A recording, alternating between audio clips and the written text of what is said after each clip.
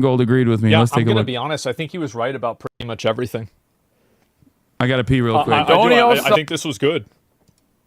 This was really good. And I feel like also it's an example of like, if you build it, they will come. The reason why people have moved away from like progressive policies and the Democratic Party is they feel like the party's not made for them. Yeah, I'll link you all the video. Yeah, honestly, it made sense. Yeah, no, for sure. And I think that's really what happens more than anything. I just want to see and win. Now, if you build Blue Sky, well, I mean, there's some people that are at Blue Sky for sure. And does the right need a view? No, they don't. This is the thing, is that if you create something worth fighting for, you don't need to pay people to fight for it. They'll do it for free. That's the thing, is a lot of the people that were like, for example, a lot of the people that were like going to like the Kamala rallies, they were getting paid like, tens of millions of dollars, right? Or at least millions of dollars to do that. So it's really not a surprise that would happen. Both parties have changed so much in the last 5, 10, or 20 years. Yeah, sure. But the right has the view, and it's the view of driving people to the right. Yeah, exactly. And younger generations are brainwashed by social media. Well, older generations are brainwashed by mainstream media. Like, I don't really think that's a very, like, this isn't really much of a conversation, is it? But anyway, I think that the big problem is that young guys get demonized by the left, and they get demonized by the left for doing things that young guys like doing, like being abrasive, saying obnoxious things, being aggressive. And also, I think the main issue, I think, for a lot of guys, and I don't know about you guys, right? But it's like what I was saying before about the identity politics. The moment that I see advantages that are given to like women explicitly, I'm immediately never going to support that, because I'm not a woman and I don't want to see somebody be given advantages based off of their identity. Straight up, that simple. And so if there's a group of people that are doing that, I will always go against them. Why would I support somebody who's actively trying to make things worse for me? It's so simple. It's diminishing to women too. Yeah, I think in a lot of cases it is. You keep saying he's right, but examples are stuff that he would not agree with. He's not completely on board with the anti-white stuff that you're talking about. Well, he might not agree with it. Yeah, on principle, I think when people cry about white identitarian politics and say white people are under attack, I disagree with it. That doesn't mean that I don't want you, regardless of your background, regardless of your even political opinions, that to get educational attainment, upward social mobility, housing, healthcare. There is no world where I would ever fight against you getting those things. That's the whole point. That's what I believe.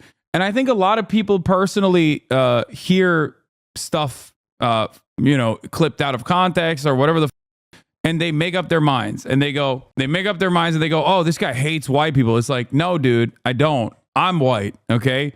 I'm a white man. I still believe that, conservatives, even Nazis deserve health care. The point is, I use that extreme example. The point is that a more just, empathetic, universal approach to politics is going to make it so that people are less angry. Okay? That's it. That's the point. No. I think that he might not think that it's valid. I think that Hasan understands that what I'm saying is accurate. He just doesn't agree with the conclusion. That's two very different things. I think it's very easy to identify, yes, this is why people are mad, without going and saying that you agree with why they're mad. He doesn't understand, he doesn't agree. Yeah, exactly. It's simple. And so anyway, I think that's the main thing.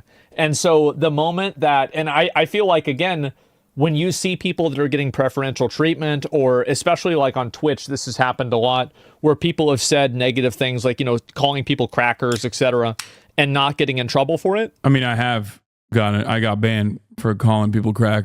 This is just not the reality in the real world. Like, I'm willing to bet that, like, if you're some sweaty online guy, okay, you probably don't,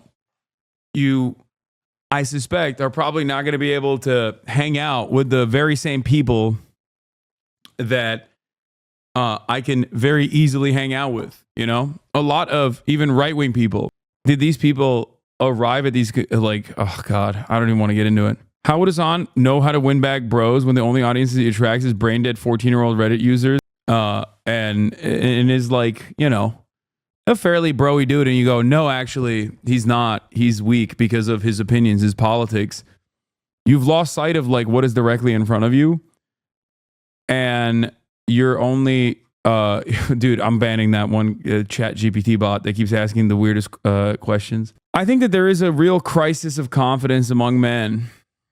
You know, that's true. There's a real crisis of confidence among men. More Hasan glazing, part 1. Hasan is literally single-handedly carrying the left-wing media base for men on the internet. Let's just face it, Trump fully sweeped young men this last election. There was no contest. Gen Z men went right-wing. I all know that a lot of Gen Z, a lot of young people just simply don't vote. But the ones who do are going out of their way to look for media that will inform their decisions. The problem with young men today is that the majority of the content that they are consuming is embedded with right-wing rhetoric. You want self-help, you got Andrew Tate. You want entertainment, you have Strawberry Park, you have Pop the Balloon, you have those little like sad boy men loneliness edits on TikTok. You want politics, you have the whatever podcast. Literally all men have to turn to for entertainment is right-wing shit. And it's the shit that's like subliminally coded. Like it's the stuff that won't outwardly say Trump 2024. They will like push stereotypes and push rhetoric that almost subliminally say to you, vote Trump. What makes this problem...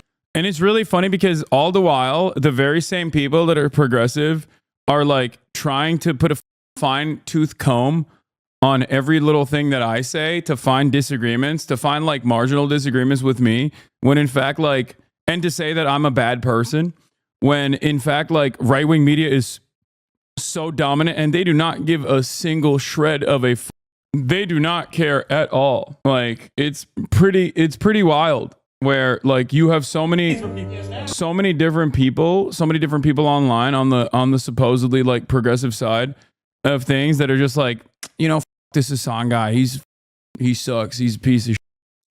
I don't like him because I misunderstood something that he said or I saw. Oh my God. That's so funny.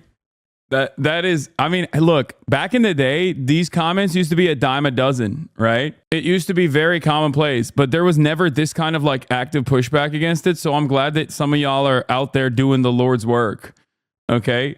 Because Jesus Christ, dude, this dude basically got away with just like brigading every mention of me for so goddamn long. Anyway, they got email alerts for when Hasan gets mentioned. I don't know how they find it. I guess it's because they're hate watching here. So when I look at it, they just know where to swarm. It's in their best interest to not talk about you know who at the moment. Most validate ego. No, it's good. It's good to highlight content like this on the stream, especially in the beginning of the broadcast, because